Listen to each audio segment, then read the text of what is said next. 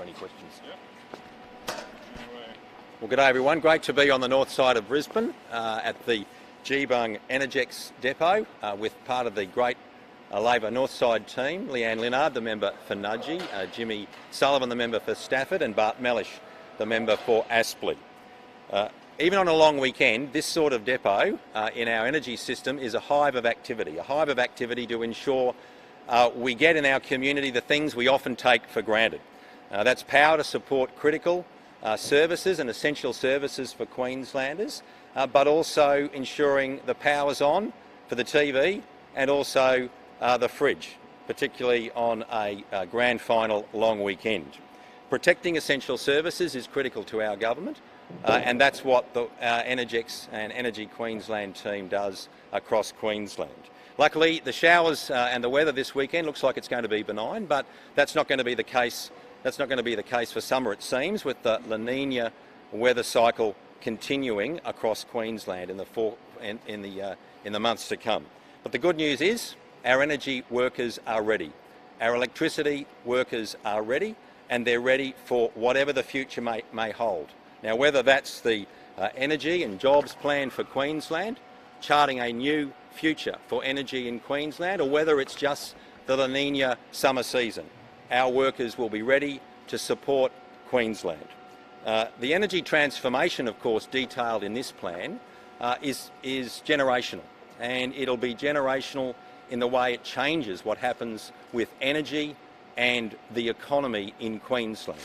It's about large-scale renewable energy projects. Also, it's about mega pumped hydro projects to store that renewable energy for use by families, communities, businesses, and of course industry. But the transformation's not just happening in regional Queensland, it's happening in the southeast as well.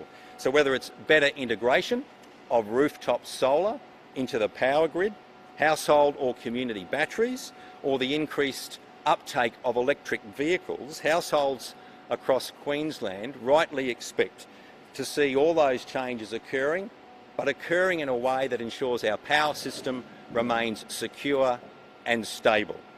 And that's what Energex and Ergon are doing. That's why they are working hard to transform their networks across Queensland. Much like the Queensland economy, we need our power network to be resilient and to be agile. And that means learning new skills to deal with new technology, and that's another area where Energex and Ergon lead the world. Apprenticeships with Ergon and Energex are highly contested and highly sought after. The companies receive 4,500 applications for about 115 positions each year. And Energy Queensland currently has 454 apprentices working across the state.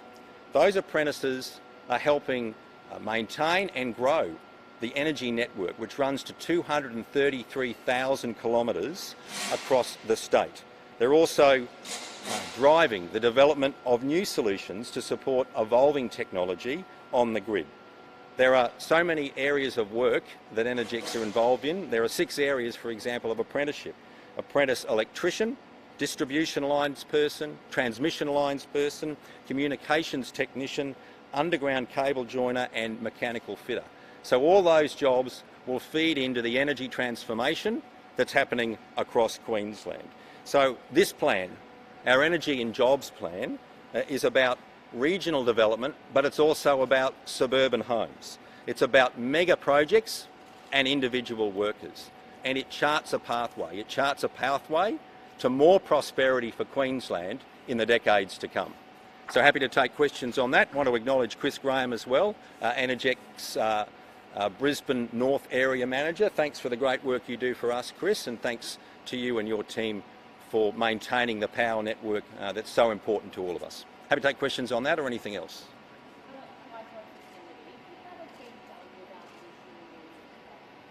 Look, it's a big project. It's one of the biggest, in fact, the biggest in the world. So, of course, there'll be some impact, but we will work carefully and compassionately with anyone who's impacted by those big mega projects.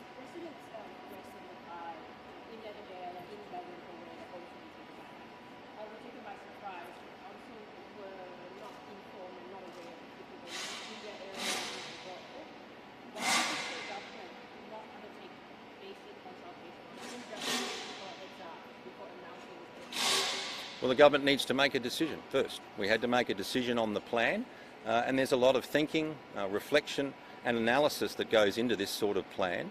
The biggest of its kind, the greatest transformation that we've seen not just in our energy system, but in our economy in our lifetime. So a lot of work had to go into the plan first, and government needed to make a decision. And that requires a lot of thought and reflection by government. Now that we've made that decision, of course we will work closely with anyone who's impacted and all of those many stakeholders who've got a role to play when it comes to the transformation of our energy system in Queensland.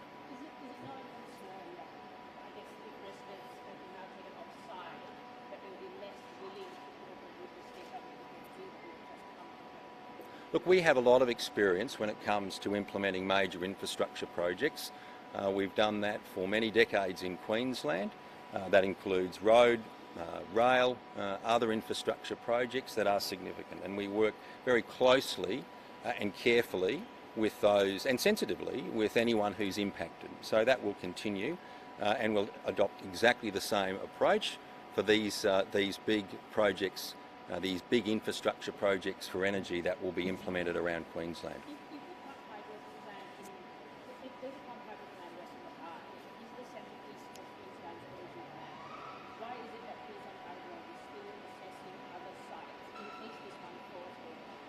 Well, the Energy Minister will speak to that further, but ultimately we need big pumped hydro to unlock renewable energy.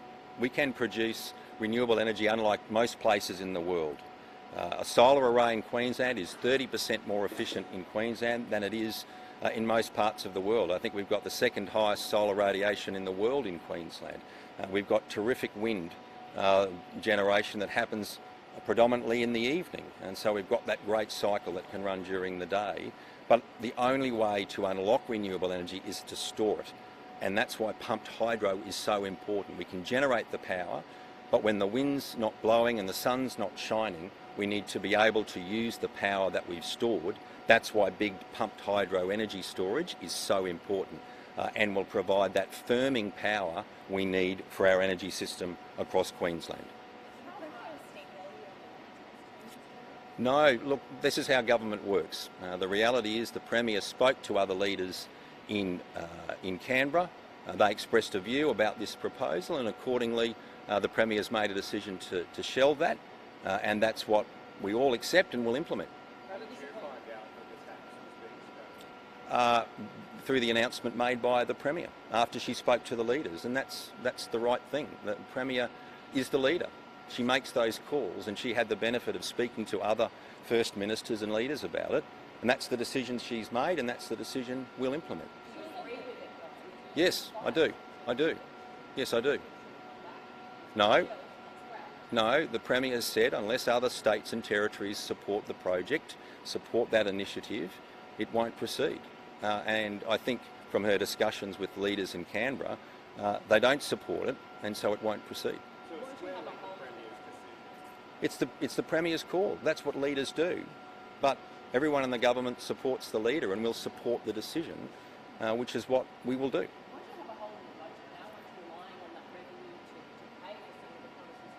Well, the proposal and the amendments to the Land Tax Act wouldn't have commenced until the 1st of July next year anyway. And it would only be beyond that we would generate revenue. We anticipate about 20 million, but that may have changed depending on the impact. So that's just the decision we've made as a government, and we will implement that. Well, it was a proposal that we put forward, it was supported in the Parliament, but it's not proceeding, and we support that. That's the government decision, and that's the Premier's decision, and we support it as a government. It must be a humbling process to go through, having advocated so fiercely for the last few weeks on that. No, that's how government works. The leader makes the call, and we accept that. That's how it works. And she's had the benefit, frankly, of being able to speak to other leaders about it. And that's her right. And she should be able to talk to other leaders about it. But now we have a clear view from other jurisdictions about their unwillingness. Could we have implemented it? Yes. Would it be better to do it on an interjurisdictional national basis? Of course. But the unwillingness of other states to now participate has led to the Premier forming that view. And that's her right, and so it should be as the leader. So you found out through the news effectively? No, well, the Premier spoke to the First Ministers in Canberra and then made the call, and that's appropriate. That's absolutely but she's got to take into account the views of others, and that's why she spoke to the First Ministers about it, and that's the right thing to do. Did she discuss it? Yes, we've just discussed this proposal many times. No, I mean before the call was made, did she say, look, we're going to have to do that? She made it clear she was taking it to National Cabinet and wanted to hear the views of other leaders. And now that she's got that decision, she's implemented it, and we will implement it as a government. Now she's made that decision, we'll implement it as a government. But she didn't tell you before it went public? Well, I think as you saw from National Cabinet, she had a meeting and then she went straight into a press conference. That's how National Cabinet works. Text message would have been nice. No, that's the call of the Premier. She's entitled to do that, and I think that's a bit unfair to her.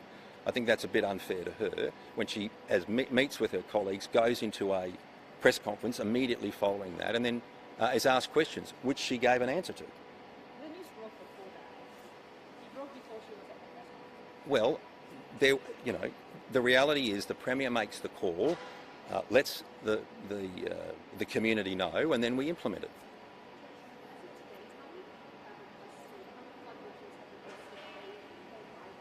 I can't provide you with that information. I'm not aware of that, but I'm sure the Deputy Premier Minister for State Development, who's running that program, would be happy to provide that to you. But I don't have that number available today.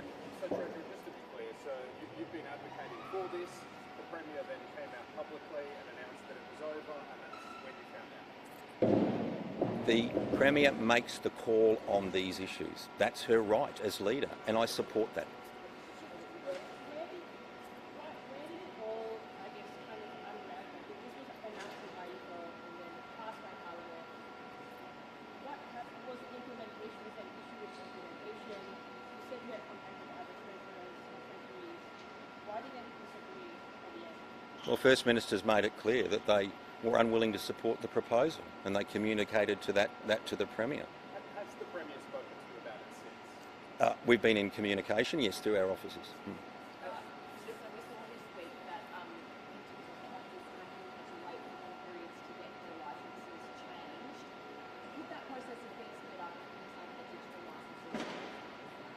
Well, the first thing is this is a terrible data breach that has, I think, shocked many Australians about a big national telecommunications company not being able to adequately protect the privacy and the personal details of almost 10 million Australians.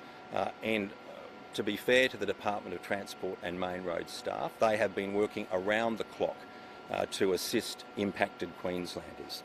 So they are working incredibly hard to help them. I think we need to recognise it wasn't a Queensland problem, it wasn't a problem of the Department of Transport and Main Roads. We are now responding to that as quickly and again as compassionately as possible to assist those Queenslanders who are impacted. But we are rolling out the digital licence, but people need a customer number. And the way you get that is person to person. So the staff of Transport and Main Roads can identify you as an individual and can give you that number to allow you to get a driver's licence. Again, that's a protection system, an integrity system around driver's licence, but also a protection system about personal information, and that's very important. But I want to thank the staff of the Transport Department who are working very hard to help impacted Queenslanders. Oh look, I'm sure not just in the Department of Transport and Main Roads, but across governments and across Australia, we'll all be learning from this experience. Certainly the private sector and corporations should be taking immediate action to learn the lessons of what's happened to Optus and to close any problems they have. I know across our government, departments work diligently, regularly and consistently to protect data and to protect IT systems. But the truth is, hackers are out there trying to get into IT systems across Australia all the time, and we've got to keep our guard up to protect our systems, but also, most importantly, to protect the privacy and the data of impacted Australians, and that's very important to government. For our government is so there'll be a lot to learn from this, but we're still dealing with the immediate consequences of the breach, where a whole range of government and other agencies are responding to that, including Optus itself. So we need to focus on the impacted individuals first and then learn the lessons for implementation across government and across the corporate sector. So are you or are you not on leave? Oh, I'm back from leave now. Was it just 2 days? The opposition Well, has highlighted the fact that you were taking leave on the 29th. Well, I had a week off, but I came back for 3 days for a range of reasons. So I had a couple of days off with my family to look after my son in particular, and now I'm back at work. But as a minister, you never really take leave, you're always on call. So just on the retraction of this tax, does it show how big the property sector is in terms of their voice in the public domain? Well, look, that's for the that's for others to determine. But we've made the call. The Premier's made the call. There's an unwillingness by other jurisdictions to support this. So we're going to implement that, and we're going to put it on hold. We're going to shelve it until other states and territories agree to implement it. And I think we've seen from First Ministers, other First Ministers, they are unwilling to do that. Yeah, we can implement it. It's possible to implement it, but would it be better to do it on an interjurisdictional basis across the country on a nationally consistent basis? Of course it would be better to do that. That's like any reform. But with First Ministers of other states and territories very clearly indicating to the Premier an unwillingness to implement it, we've made the call, the Premier's made the call that it shouldn't proceed. And we accept that, and that's what will happen. How would that work if other jurisdictions adopted it as well? Would you have, Queensland, New South Wales and Victoria charging one person 3 times over, or? No, it only ever applied to the land in the jurisdiction. That's the only land that would ever apply to. But obviously people were purchasing land across the country, avoiding the land tax threshold. But at the end of the day, other jurisdictions will have to make their decision, but other states, it would seem very obvious to any observer that they're not going to implement it. And so in those circumstances, it won't proceed in Queensland. So just on Last another question. note, Yeah. other states are flagging the possibility of a 4-day working week. Would this be possible for Queensland? A 4-day working week. Look, I think if you work in Energex, you don't want to work 4 days. They're working 7 days. They've got to be ready to respond every day of the week to whatever might happen, particularly natural disasters, and I want to commend them.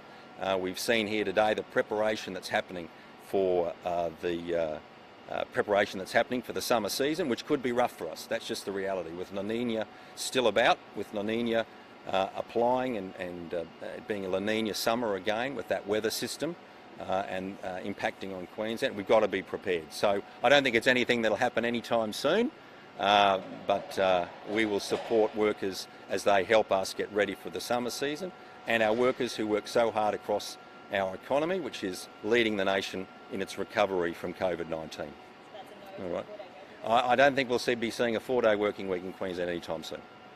All right, everyone good?